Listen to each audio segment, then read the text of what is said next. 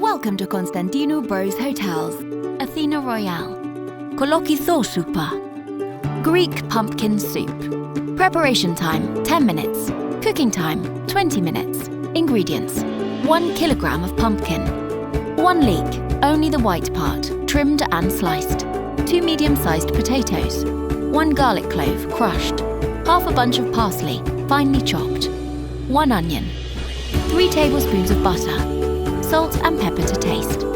Method: wash the pumpkin well, peel and chop into chunks. Peel the potatoes, the leek and the onion and cut them into pieces. Take a large saucepan and fill it with 3 cups of water. Bring to boil over medium heat and add all the ingredients. Season the soup with salt and pepper. Cover the pot and allow the soup to simmer for around 20 minutes or until the pumpkin is tender.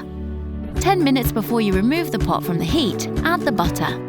Add the boiled vegetables to a blender and process them. Add some juice from the pot if necessary. Sprinkle the soup with pepper and garnish if you wish with some mint leaves.